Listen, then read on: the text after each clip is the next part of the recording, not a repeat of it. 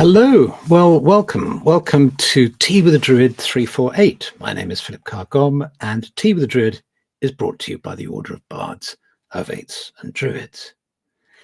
Before I start to welcome everybody in, well, I'm welcoming everybody in now and I can see you, but I have two important messages. One is for Lloyd Hales. Don't be reckless, Lloyd. He posted a note up I saw on there saying that he was watching Tea with the Druid while he was cycling. Well, that sounds pretty dangerous to me. Please don't drop into the meditation. I know you said you wouldn't, so please don't. And the other message is babbity boo, boobly woo, boobly boobly babbly woo. And that message was for Leo Carr-Gomm, my grandson, who dared me to do that in public. He thought I wouldn't do it, but there, I've done it. And now I'm going to welcome everybody else. Bookham, sorry, San Antonio, Texas, Prince Edward Island, Bromley, sunny Slough. Take care, Lloyd. Yes, exactly. Bournemouth, Yorkshire, Sunninghill, Bromley. Yes, Somerset, Canada, rainy Dallas, Texas, Woodstock. Wow. Oh, Woodstock I know because Alian, Woodstock, lovely little town in England, not the one in the States. South Wales, BC, Canada, London. Welcome everyone. Sunny and chilly Maryland, Oceanside, California. And I saw New Zealand somewhere there, and Gibraltar, Missouri, southern Germany, Tintagel, Sandy. My poor grandson, he has to put up with all these things. There's a little hill in the Botanical Gardens in Wellington that is called Druid Hill, and it has a big bell on it. And so I told him that he had to be initiated into the Druid order by placing his head under the bell, and then I hit it with a stick, and it went bong, and his a bit like a kind of inverted Gunderstrup cauldron, if you know the image from there. Wexford in Ireland, beautiful spot. Yes, Nottingham, Southern Oregon. Welcome, everybody. Gather around the fire. Big sigh, deep breath in. Hold for a moment. And a long breath out. We've arrived. We've made it to another Tea with the Druid. We're in the clearing in the forest. So much happens in the outside world. And yet we can still, I hope, find stillness. Take a moment to settle. And then just tune into how you're feeling. And maybe you have feelings that are on the surface. And then see if you drop down, if you can contact feelings beneath the surface, perhaps. Open to them or to it, and then come out, and it would be lovely to hear them, for you to share them, so we can see how everybody's doing and get a sense of the whole group, all 230 of us sitting around in this circle this evening.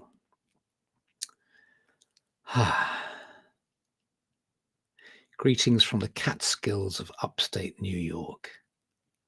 Liz is feeling hopeful, anxious of world events, anxious of gratitude overflowing, insecurity, anticipation, must be spring coming, feeling grateful, feeling mellow, hopeful, restless, sleepy, resigned, grateful for the spring. Great to be here. A bit sluggish, but happy. Unfocused, worried about my country, trying to stay positive for a very poorly loved one.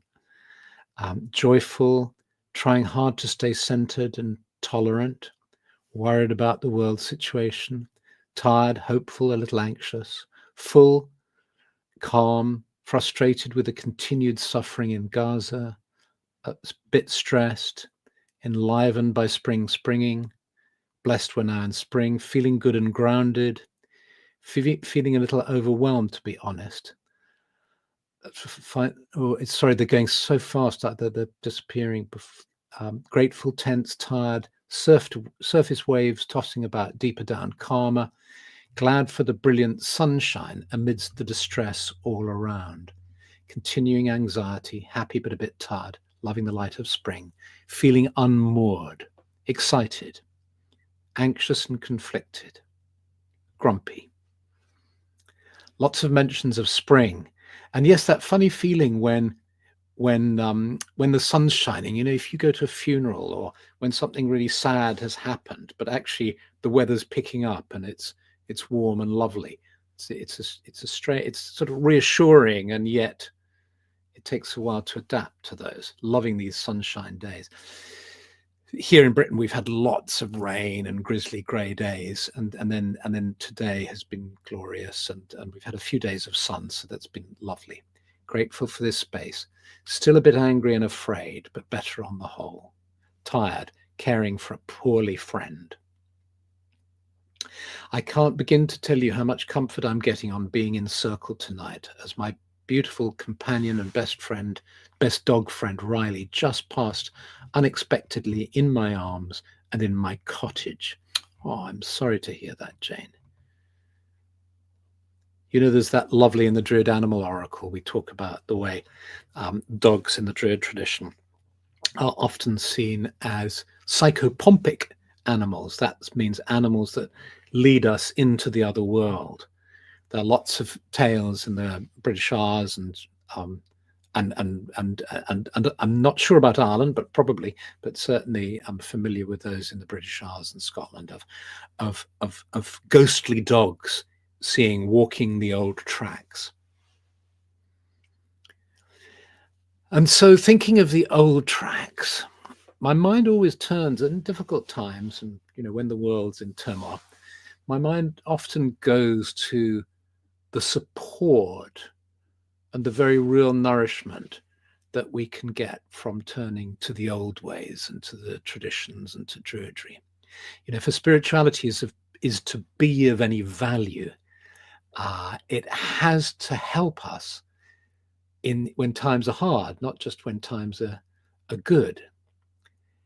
And so this evening's tea, I'd like to center it around two contributions by viewers, two poets who regularly come to Tea with the Druid, either in the recordings or live, and Frank Owen and Rosemerry Wahtola Trommer, whose poems we've heard recently and in fact I interviewed Rosemerry on Tea with the Druid quite recently.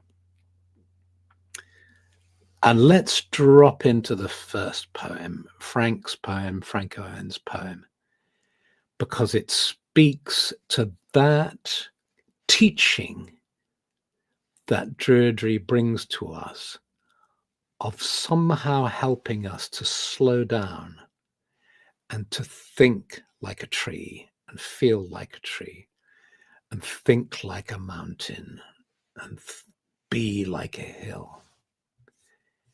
It's called The Old Way of Knowing. And that title is a pun using the word know, a hill, Knowe, Old Scots for hill. In the old way of knowing, hills themselves are a form of religion. Their slope and rise, their gathering in, their receiving of feet, their rhythm meeting our rhythm. guiding us slowly through pearlescent air back to old root and shore, amber ripple and woodland wave. An old wayfarer's song tapped out, hill staff upon stony path. Just this morning, dipping down into cold water, talon upon trout, eagle could be heard, singing praises to the high hills at dawn. Just this morning, dipping down into cold water, talon upon trout, eagle could be heard, singing praises to the high hills at dawn. So that's The Old Way of Knowing by Frank Owen. Thank you, Frank. The lovely way in which we're with the hill for the first two verses, and then suddenly we're looking from the hillside to the eagle dropping down into the water. The slow strength of the hillside,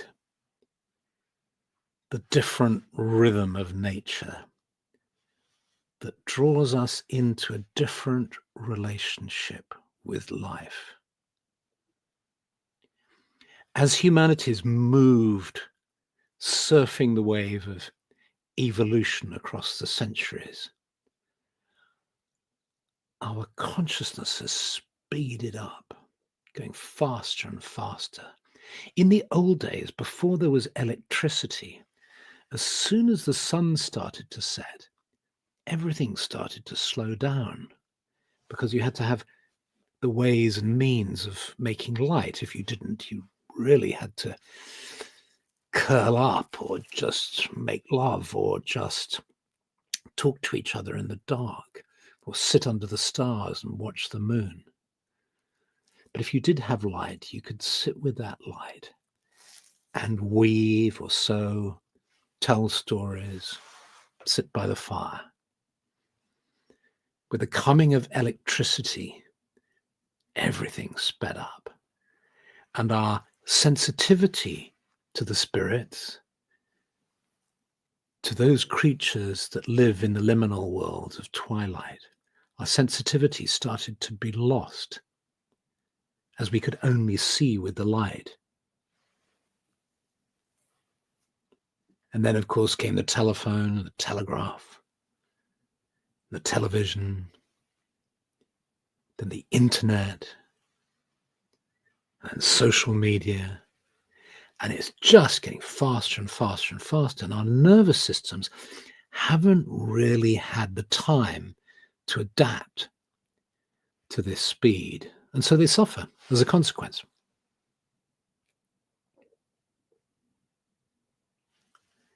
So we have to make an effort, I think, to slow down. And we can either do that in a kind of burst by going on a retreat, excuse me, which is good, of course. But we also need to find ways, I think, to slow our rhythm down as often as possible. I mean, I suppose part of my aim in doing Tea with a Druid is I find it helps to slow me down, and I hope others too, that we kind of enter a little zone, a little half an hour where we can just slow the pace down. And we have to find ways to do that every day. And I think one of the benefits for me of being immersed in Druidry is that over the years I've developed this ability, and I hope and believe that others have too who work with Druidry and other forms of nature spirituality, the ability to just in a moment drop into that slower rhythm. That's why I close my eyes often, just because it helps me drop, basically helps me drop into the slower rhythm. I'm just going outside and breathing in the air, just looking out of the window instead of at the screen. All these, we develop a whole series of different ways of dropping into this slower rhythm. And by celebrating the eightfold wheel of the year, for instance, by stopping in the great rush of events and celebrating the equinoxes and the solstices, and then being aware of the flow of time between them, there are all ways of slowing down. So let's slow down even more by going into a meditation. And in the Eisteddfod section of our meditation, I'll read you another poem from Rosemerry, Wahtola, Trommer. I asked Rosemerry about her name. It's a very unusual name. I thought maybe it was partly Native American, but it's Finnish. That's where it comes from, Wahtola Trommer. It's because she's from a Finnish family, like the Moomins. And so let's sense ourselves in the sacred grove, becoming aware, first of all, perhaps, of the four walls around us, ceiling above, floor below, screen in front of you. Gently lowering your gaze or closing your eyes, and in doing so, dropping immediately into a different state of consciousness. People have fancy terms like state shifts. Well, one state shift you can do is just closing your eyes. If your brain was all wired up and you closed your eyes, it would immediately record on the screen. Dropping in and just allowing, if it's okay for you, just allowing your sense of the four walls, the ceiling and the floor just to gently fade away as you become aware of being in the sacred grove, a beautiful clearing in the woods, a sacred place, a place beloved of the Druids, whose name means forest sage, wild wisdom, somebody who knows wild wisdom, forest sage, oak seer, oak knower, tree knower. So here in this clearing with the trees around us, we can find our place. Small fire burning in the center, smell of wood smoke, touching our hand to the earth, feeling the dry earth beneath us, feeling ourselves sitting on the earth or perhaps on a log or stone. Another deep breath in, and then a deep breath out as we settle down to being here in this circle.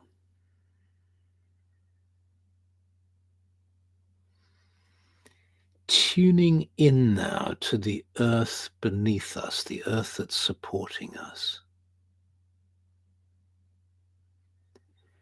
See if you can pick up the rhythm of the earth. How would you even know that? Perhaps you're imagining it. Perhaps you're just opening to a reality you experience every day. Because even if you're sitting on the first floor or second floor of a building, you're still going to be in the Earth's magnetic field. And there's going to be a rhythm, kind of breathing in and breathing out of the earth. See if you can just surrender to that, just open to the breathing in and the breathing out of the earth now for a moment.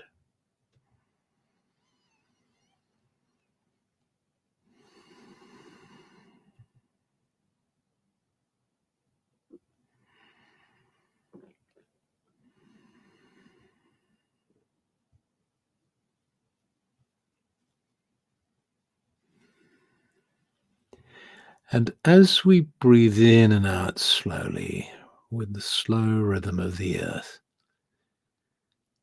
we can perhaps feel a sense of deepening, a sense of connection to the land,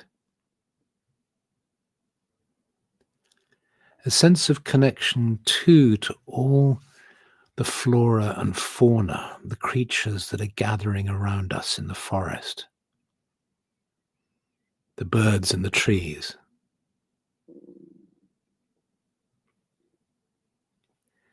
And this group of fellow humans,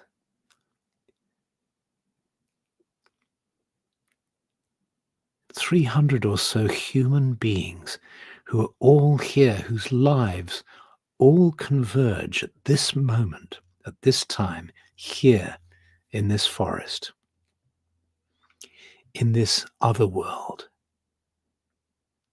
that we may discover when we transition into the other realms is more real than the physical world. Who knows? But we may discover that the teachings of all spiritualities were always right, that this other world is the world of reality, and the constantly changing world of appearances and of drama and of suffering is the transient world. But that now we're anchored in this world of calm and peace. And stepping out into our circle now, we become aware of a bard.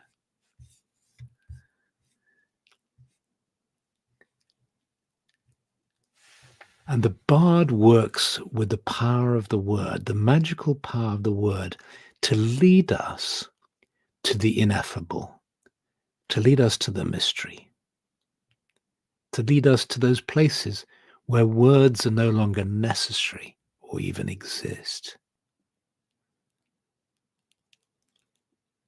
I realize I am no longer a slender sapling, no longer a pink cherry blossom in spring. But I am not done with my blossoming. I am not yet done with serving sweetness to the world. I am so grateful for all those years that taught me the importance of tending to soil, how to meet drought, how to prune, how to thin, how to plan. But I am no longer a sapling, nor am I a workhorse of a pear tree grafted decades ago. I aspire to be more like purple mustard, a weed growing exuberant and thick in the long orchard rows, grown to suppress all other weeds, intent on improving the dirt, a pest control, good for tilling, a natural biofumigant. But most of all, there is no stopping that deep, sweet, surprising and beautiful scent.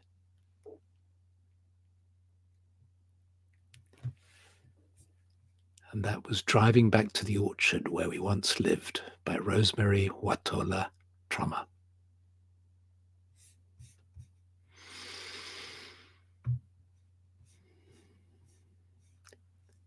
Most of all, there is no stopping that deep, sweet, surprising and beautiful scent. I am not yet done with serving sweetness to the world. I am so grateful for all those years that taught me the importance of tending to soil. And as we drink in those words, we allow our hands to float down to the soil beneath us, and we place the palms of our hands on the earth, tuning into the earth, the sweetness of the soil, and feeling the sweetness of the soil and its energy flowing into our palms. Let's lift our palms up now and take the hands of the person to either side of us. So that now we are a circle of 300 souls holding each other in sweetness together.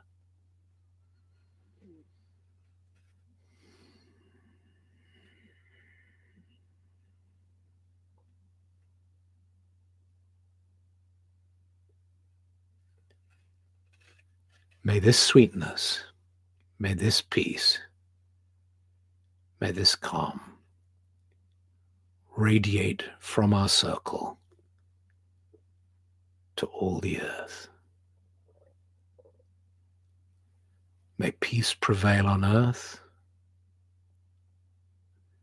May the land be blessed. May all of life be treasured and blessed and held sacred.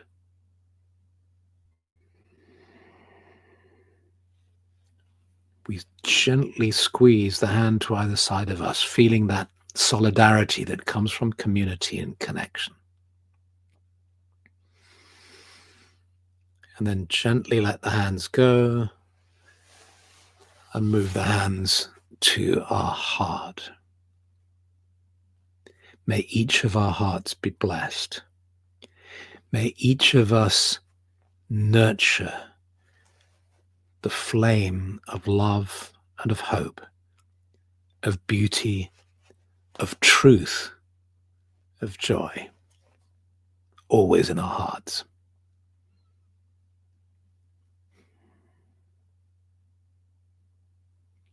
And may it always be so. Taking a deep breath,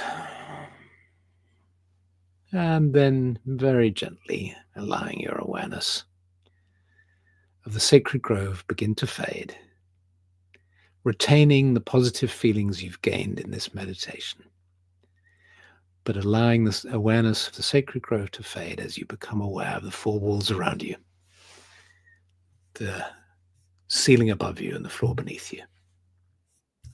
And when you feel ready, you open your eyes.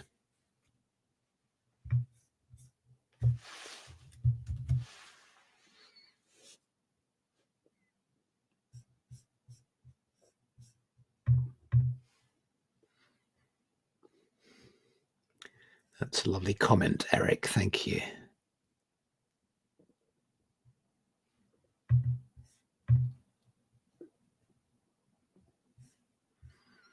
Thank you, Trisha. Thank you, Kissed by the Moon.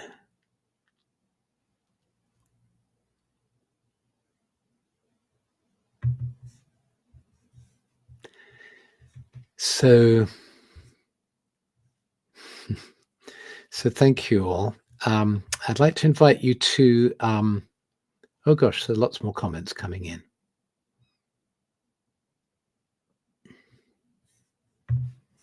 Long one here from Leah. I sometimes wonder how the singular rhythm fits in with others and within the whole, because rather than oak knowledge or tree knowledge that have been in the earth and growing from it, I am more leaf knowledge and snow knowledge that of covering the earth and tending it from outside of it. I thrive in the colder, darker, hibernating months, and I recede in the brighter, warmer and flowering times. And so sometimes I wonder just what my purpose within Druidry is. Well, Leah, the thing that occurs to me is, where would we be without snow? Where would we be without the leaves? Where would we be without all the beauties of nature and all the myriad ways in which we as human beings interact with each other, and the particular gifts that we offer to the world and the service that we offer? And thank heavens that everybody's so different. So I wouldn't be discouraged at all. It's all beautiful images of nature that all have their place in the grand scheme of things. And so let me, this on Friday, I'm doing there's a lovely outfit called Advaya Life, and they're doing a webinar. Gosh, there's so many comments, I fell asleep for a moment. Whoops, sorry, no. There's so many comments. I can't. I'm sorry. I can't. I'm going to miss them all. But somebody fell asleep and had a good time. So I'm going to go over to the hearth now, the Druid hearth, and I might see some of you there. So in the meantime, oh yeah, and do come to this webinar on Friday. I think it's going to be really good. I'm going to be interviewed by Ruby Reed, who's a really interesting person who's developed with colleagues Advaya, a sort of transformative learning platform. And we're going to have a good talk and question and answer sharing and a meditation together. So if you like Tea with a Druid, it'll be like, I hope, a sort of extended 1 hour Tea with a Druid session on Friday. And I put the link in the thing there. Okay, anyway, much love and see you all next week, and perhaps see some of you over in the hearth. Okay, bye.